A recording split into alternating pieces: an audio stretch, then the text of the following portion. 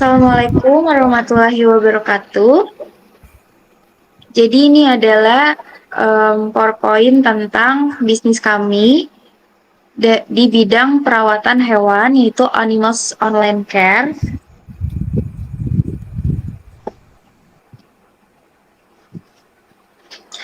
Yang pertama, ini adalah tim dari Online Animals Care. Yang pertama ada saya, nama saya Adinda Novriani. Nama saya Novita Indri Gayatri. Saya Yulia Syarifah Putri.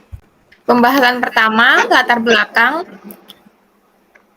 Memilih bisnis online animal care karena beberapa faktor yaitu cinta dan perhatian terhadap hewan.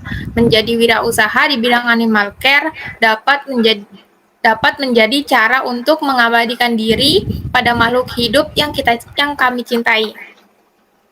Dengan memiliki bisnis animal care, kami dapat membantu memperbaiki kehidupan hewan-hewan yang membutuhkan perawatan dan kasih sayang.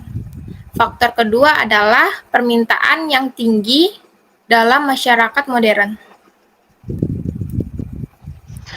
Tujuan dari bisnis kami adalah yang pertama, belajar cara berbisnis yang baik dan benar. Kedua, mendapat penghasilan. Yang ketiga, membangun komunitas dan memperluas jaringan.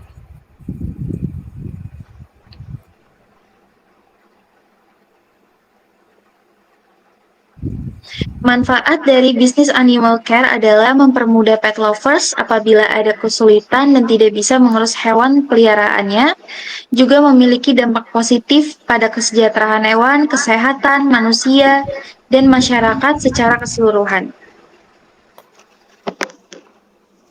Ringkasan ide bisnis, platform konsultasi kesehatan hewan.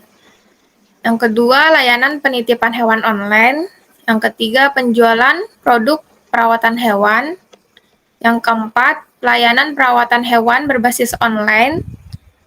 Yang kelima, komunikasi online untuk pemilik hewan. Yang keenam, layanan pengiriman hewan. Diagram proses bisnis. Proses bisnis kami atau cara memesan jasa kami adalah pengguna masuk ke website online Animal Care. Yang kedua, pengguna login dengan memasukkan nama, alamat, email, dan nomor telepon. Yang ketiga, pilih layanan yang diinginkan seperti konsultasi dokter hewan, penitipan atau pet hotel, grooming, mencari perlengkapan dan kebutuhan anabul. Yang keempat, data hewan dengan masukkan nama dan jenis hewan, dan jika ada barang yang ingin dibeli bisa dimasukkan ke keranjang. Yang kelima, memilih opsi pick up atau drop. Yang keenam, melakukan pembayaran via Dana, ShopeePay, atau transfer bank. Yang ketujuh, proses. Yang kedelapan, pemesanan selesai. Yang terakhir, pengguna memberikan ulasan, kritik, dan saran terhadap layanan kami. Analisis SWOT yang pertama itu ada strength atau kekuatan. Yang pertama itu ada lebih unggul daripada toko lain. Yang kedua, website kami bisa diakses dari mana saja. Yang ketiga, harga layanan yang terjangkau. Dan ada juga weakness atau kelemahan. Yang pertama, SDM yang kurang, khususnya dokter hewan, kurangnya pengalaman, kurangnya sumber daya keuangan. Selanjutnya ada opportunities atau kesempatan. Yang pertama itu ada posisi yang strategis berada di IKN, memperluas layanan, lokasi yang bisnis yang bagus, dan area sibuk. Yang keempat ada threats atau ancaman. Yang pertama itu sudah ada beberapa jasa grooming cat, harga bahan, dan peralatan yang kurang stabil.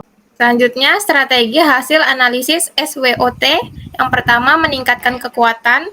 Yang kedua, mengatasi kelemahan. Yang ketiga, memanfaatkan peluang.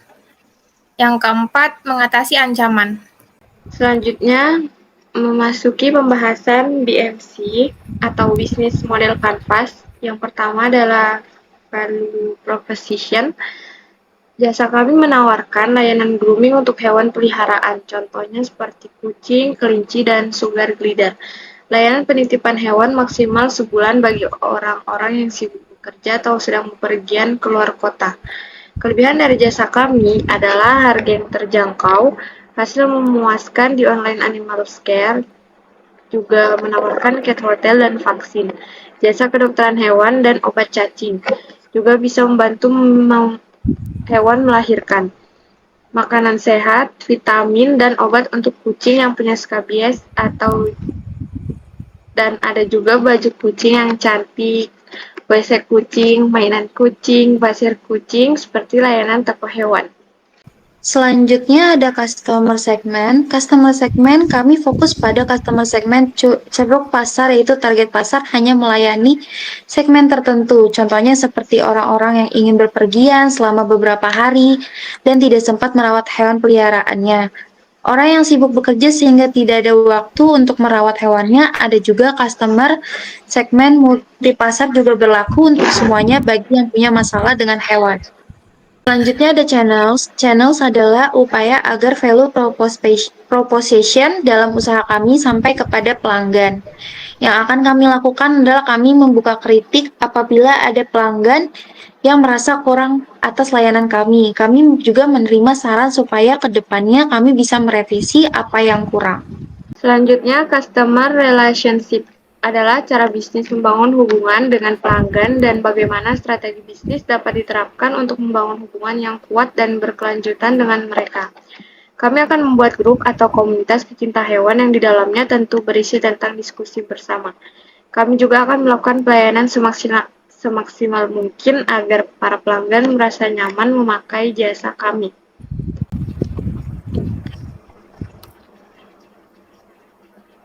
Revenue stream, sumber pendapatan yang kami dapatkan adalah pelayanan dari jasa perawatan hewan, layanan tambahan sehingga akan dikenakan biaya lebih, penjualan aksesoris hewan. Selanjutnya ada key resource. Key resource dalam bisnis animal care adalah aset-aset yang diperlukan untuk menjalankan operasi bisnis dan memberikan pelayanan perawatan hewan yang baik. Ini adalah beberapa kunci sumber daya dalam bisnis animal care. Yang pertama ada tenaga kerja, fasilitas dan ruangan, ruang medis, produk kesehatan, sistem informasi, dan teknologi dalam era digital, dan yang terakhir ada kemitraan dan jaringan. Key activities, kegiatan perawatan hewan melibatkan sejumlah kegiatan penting untuk menjaga kesehatan, kesejahteraan, dan kebutuhan umum hewan peliharaan. Berikut adalah beberapa kegiatan utama dalam perawatan hewan. Memberi makanan dan minum, pembersihan dan perawatan kandang atau tempat tinggal, merawat kesehatan, perawatan gigi dan kuku, aktivitas fisik, dan stimulasi mental, menjaga kebersihan, pemberian kasih sayang. Key partners. Berikut adalah beberapa contoh key partners yang biasanya terlibat dalam bisnis animal care. Penyediaan produk hewan, dokter hewan dan klinik, penyediaan layanan perawatan hewan, pemasok tempat penjualan, pusat penelitian dan pengembangan mitra, asosiasi dan organisasi hewan, dan pemasok layanan logistik. Ada cost struktur. Berikut adalah beberapa biaya yang memungkinkan terkait dengan bisnis online perawatan hewan.